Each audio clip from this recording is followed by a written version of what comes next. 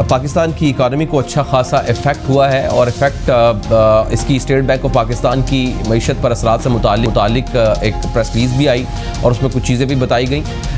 लेकिन सवाल ये है कि हम जब कर्फ्यू तर्ज के लॉकडाउन की बात करते हैं तो अगर कर्फ्यू तर्ज का हम लॉकडाउन कर दें, चाहे वो 14 दिन के लिए हो जितना कि इंक्यूबेशन पीरियड होता है, या 1 महीने के लिए कर दें, तो उससे मईशत को किस हद तक का नुकसान होगा और कोरोना अब तक पाकिस्तान को कितना मुआशी नुकसान दे चुका है, और क्या हुकूमत के पास 2 दिन का जो लॉकडाउन किया है मुकम्मल के 2 दिन यानी सैटरडे संडे, इसके सिवा और कोई चारा नहीं है। और तीसरा एक और सवाल हम चौथा उठाएंगे कि पेट्रोल की जो कीमत में कमी हुई है क्या मईशत को फ़ायदा दे रही है या नहीं दे रही है, और क्या 5 दिन के कारोबार से मुल्क की मईशत डूबने से बची रहेगी।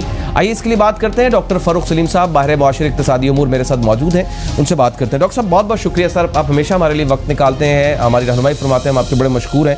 ये फरमाइएगा सर कि अभी तक स्टैट्स क्या कहते हैं पाकिस्तान की इकॉनमी को इस कोरोना का इफ़ेक्ट जो है उसका कितना नुकसान हो चुका है अब तक, और ये नुकसान किस डायरेक्शन की तरफ जा रहा है? साहब, दुनिया की कोई भी मईशत ऐसी नहीं है जो बच गई हो नुकसान से। कोरोना के नतीजे में जो नुकसानात हो रहे हैं, हम भी बाकी दुनिया का हिस्सा हैं, लेकिन मैं ये समझता हूँ कि जैसे बरतानिया के सेंट्रल बैंक ने कहा है कि बरतानिया के अंदर 300 साल में इतना बुरा रिसेशन नहीं आया जितना अब आने चला है, और अमेरिका के मुतालिक कहा जा रहा है कि 90 सालों में इतना बुरी हालत ख़ास तौर पे बेरोज़गारी के हवाले से अमेरिका ने नहीं देखी है जितनी अब हो चली है।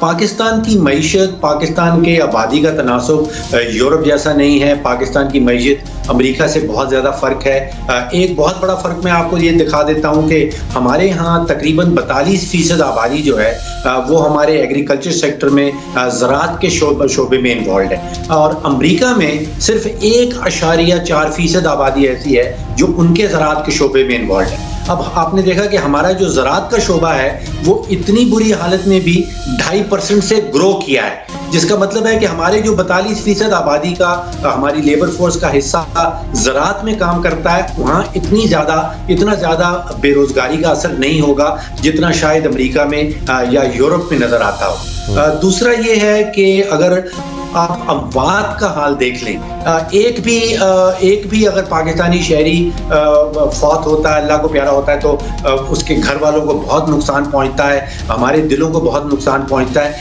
लेकिन हम देखिए कि पिछले 4 महीने से हमने कोई ख़ास लॉकडाउन नहीं किया इस मुल्क के अंदर, और ये वायरस जो है ये तकरीबन आज़ाद घूम रहा है पूरे मुल्क में, और आज़ाद घूमने के नतीजे में भी अभी हमारी जो अमवात की शरह है वो 1550-1600 के करीब पहुंची है।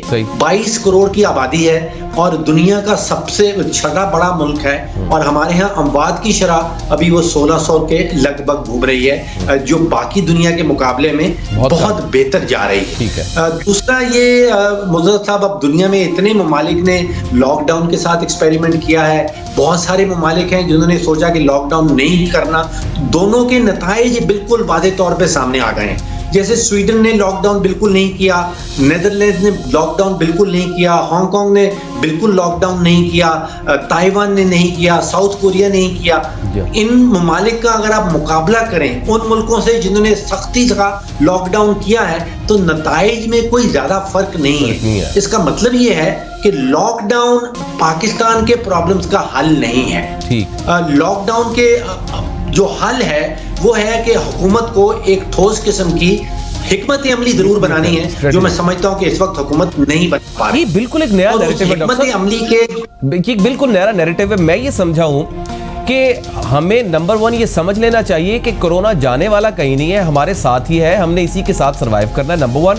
नंबर 2, लॉकडाउन इसका कोई हल नहीं है, लॉकडाउन के एक्सपेरिमेंट्स हो चुके, उसका कोई फायदा नहीं मिलता। नंबर 3, असल में जो जिम्मेदारी है वो किसी स्ट्रेटजी की है, और असल जिम्मेदारी इंतजामिया और पुलिस की होगी जिसने इसको इम्प्लीमेंट करवाना है SOPs को। मैं गलत तो नहीं हूं सर?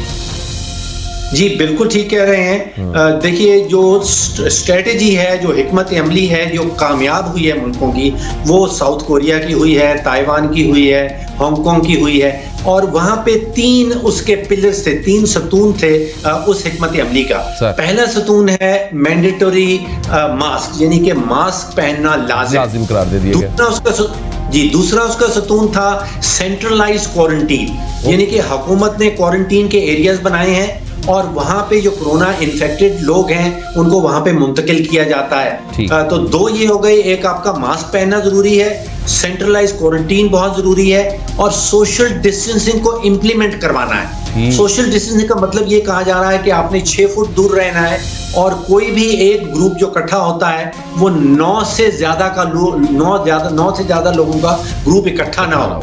तो जैसे आपने शुरू में कहा कि अब तो वर्ल्ड हेल्थ ऑर्गेनाइजेशन भी ये कह रहा है कि हमें कोई पता नहीं कि कोरोना वायरस जो है कितनी देर चलता रहे। तो अब कितनी देर चलता रहे, तो किसी भी दुनिया के मुल्क में आप लॉकडाउन जो है वो इंडेफिनिटली नहीं लगा सकते हैं। लॉकडाउन के ना तो कहीं वाज़े तौर पे कोई खास फायदे सामने नजर आए हैं, लेकिन ये नहीं कहा जा सकता कि आपके पास हिकमत अमली ना हो और उसके बगैर आप कोरोना से जंग लड़ने के लिए तैयार हो। बिल्कुल, बहुत शुक्रिया डॉक्टर साहब, thank you very much sir, thank you very much sir, हमेशा हमारे लिए वक्त, बहुत शुक्रिया सर। एक नई हिकमत अमली और नया नैरेटिव डॉक्टर साहब बता रहे हैं, एंड एग्री विद दैट। ये बिल्कुल ज़रूरी है क्योंकि हमें इसी के साथ रहना है, क्योंकि हमारे पास अभी मज़ीद कोई रिसोर्सेज इतने नहीं है। लेकिन मैं पहले टाइम से ही जब प्रोग्राम शुरू किया और कई अरसे से मैं ये आपको कह रहा हूँ कि असल जिम्मेदारी आप पर और मुझ पर आती है, असल जिम्मेदारी आप पर और मुझ पर आती है। हमने खुद इससे बचना है, मास्क पहनना है, सोशल डिस्टेंसिंग रखनी है, दैट्स इट। बस यही एक काम है, यही करते रहें, हम बहुत हद तक इस पर काबू पा लेंगे। लॉकडाउन इसका हल नहीं है, किसी वक्त तक था लॉकडाउन, लेकिन अब जो मईशत की सूरत हाल बन रही है, या तो मईशत को डिबो लें तो या फिर कोरोना के साथ सर्वाइव कर लें। बहरहाल